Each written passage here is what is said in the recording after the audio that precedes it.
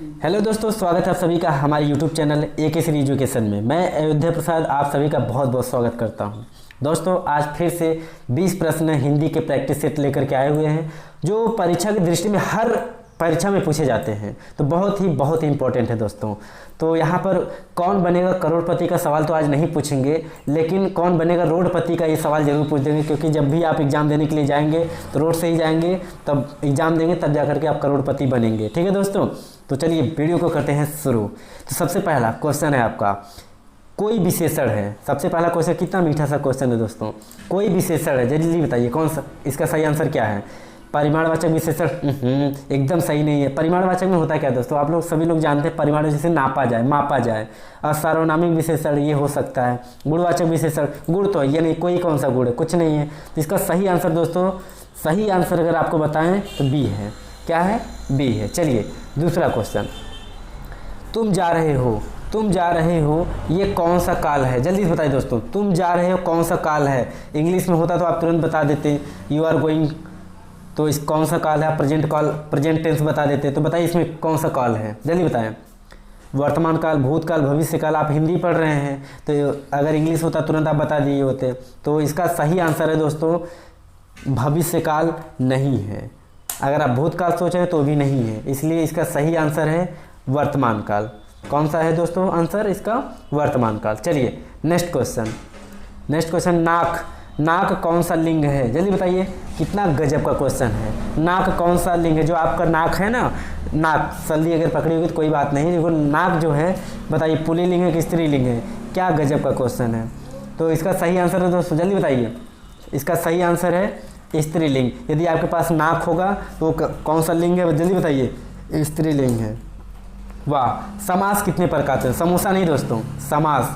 समास कितने प्रकार के होते हैं। समास जो होते हैं, देखिए, 2 तो होता ही नहीं है, 4 होता नहीं है, 8 होता नहीं है, तो बचा क्या, 6 आया। अच्छा, 6 क्वेश्चन, मतलब 6वां जो है 6 आंसर इसका सही है, बिल्कुल राइट आंसर। तो दोस्तों, तो चलिए नेक्स्ट क्वेश्चन की बात करते हैं। दिया है नवयुवक। वाह, आप भी होंगे, पढ़ रहे होंगे तो आप नवयुवक ही होंगे, मुझे पता है। नवयुवक कौन सा समास है। तो नवयुवक दोस्तों कौन सा समास है। कर्मधारय समास है कि बहुव्रीहि समास है, द्वंद्व समास है या द्विगु समास है। कुछ लोग इसका आंसर कर रहे होंगे बहुव्रीहि समास, कुछ लोग कर रहे होंगे कर्मधारय समास, और सबसे बड़ी बात तो कुछ लोग तो ये सोच रहे होंगे कौन सा, द्विगु समास। जल्दी बताइए। द्विगु समास इसलिए नहीं होगा, पहले मैं एक क्वेश्चन हटा ही देता हूँ, क्योंकि यहाँ पे आपको लग रहा होगा यहाँ नव लिखा हुआ है और नव से हमारा द्विगु समास में आता है, तो इसका आंसर बिल्कुल गलत है। जल्दी बताइए, अभी भी 3 ऑप्शन है आपके पास, कर्मधारय, बहुव्रीहि या द्वंद्व। चलिए बताएंगे दोस्तों। तो सही इसका आंसर है कर्मधारय समास। क्या आंसर है दोस्तों? कर्मधारय समास। ठीक है, चलिए नेक्स्ट क्वेश्चन, प्रतिदिन कौन सा समास है। ओहो, बहुत ही इजी क्वेश्चन आ गया है, ये तो सभी लोग कर ले जाएंगे। तो इसका प्रतिदिन आपको पता होगा, अव्ययी भाव समास है। अव्ययी भाव समास में आ जाता है, प्रति आ जाता है ना जो है आपका आ जाता है, ठीक है, यथा आ जाता है, नी आ जाता है। इस तरीके से जितना भी आते हैं सब किस में आ जाते हैं, आपके अव्ययी भाव समास में आते हैं। तो इसका राइट आंसर है आपका अव्ययी भाव समास। चलिए नेक्स्ट क्वेश्चन है आपका, देशभक्ति में कौन सा समास है। वाह, क्या क्वेश्चन है। देशभक्ति में कौन सा समास है। देश के लिए, भक्ति के लिए, कर्ता ने कर्म को करण से संप्रदान के लिए, सब सारे किस में आते हैं दोस्तों, जल्दी बताइए। तो सब आते हैं आपके तत्पुरुष समास में। किस में आते हैं? तत्पुरुष। तो तत्पुरुष ऑप्शन में है तो तुरंत टिक मारिए जल्दी से। नेक्स्ट क्वेश्चन है आपका, नीलकंठ कौन सा समास है। तो नीलकंठ कौन सा समास है। कर्मधारय है, बहुव्रीहि है, अव्ययी है या तत्पुरुष है। तो तत्पुरुष हो ही नहीं सकता, अव्ययी हो ही नहीं सकता। अब बचा है आपके पास 2 ऑप्शन, एक बचा है आपका कर्मधारय, दूसरा बचा है बहुव्रीहि। तो दोनों में से बताइए जल्दी, जल्दी बताइए। तो इसका सही आंसर है दोस्तों बहुव्रीहि समास। ठीक है, चलिए नेक्स्ट क्वेश्चन, पाप पुण्य कौन सा समास है। पाप पुण्य कौन सा समास है। द्विगु समास, अव्ययी भाव, द्वंद्व या इनमें से कोई नहीं।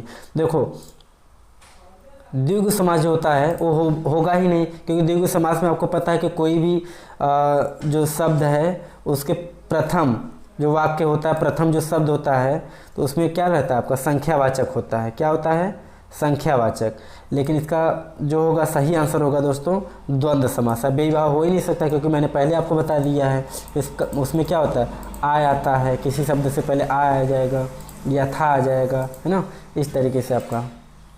चलिए नेक्स्ट क्वेश्चन, दोपहर कौन सा समास है?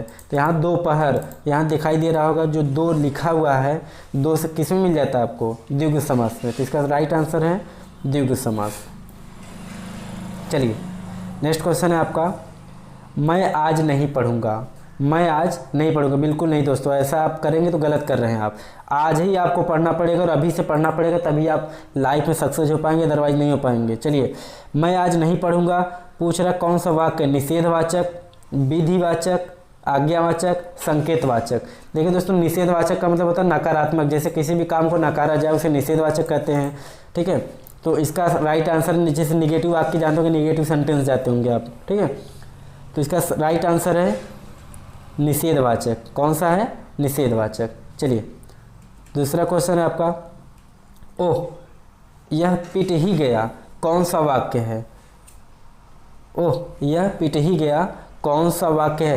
तो दोस्तों आपको पता होना चाहिए कि ये जो आपको ओह लिखा हुआ है, इसके साथ एक आपको संबोधन का चिन्ह दिखाई दे रहा है।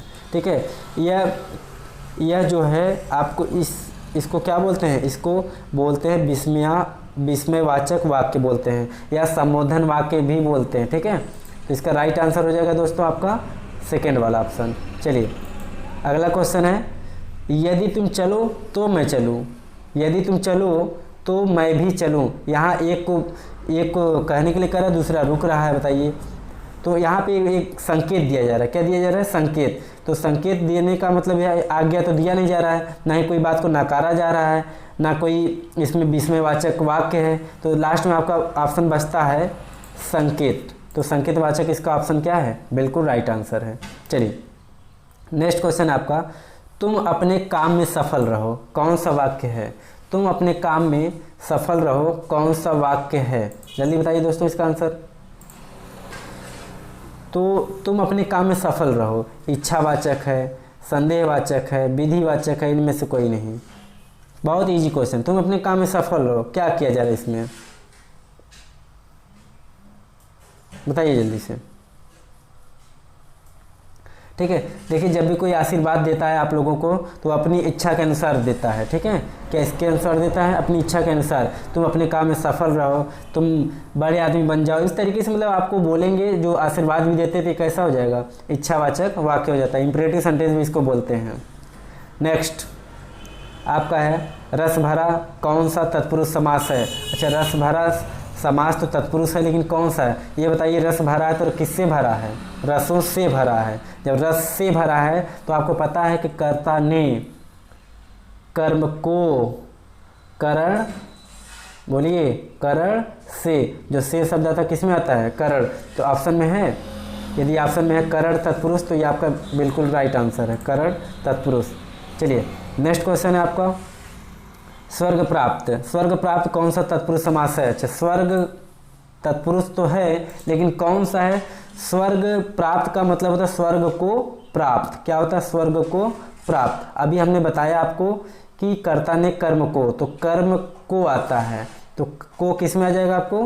कर्म। तो इसका राइट आंसर है दोस्तों क्या है? पहला वाला ऑप्शन। चलिए नेक्स्ट क्वेश्चन आपका है, यथासंभव। वो रिपीटेड क्वेश्चन है दोस्तों, रिपीटेड नहीं, जैसे कि आपको मैंने पहले ही बता दिया कि यथा मिल जाता है, प्रति मिल जाता है, आ मिल जाता है, नी मिल जाता है, ये सब किस में मिल जाते हैं बताइए?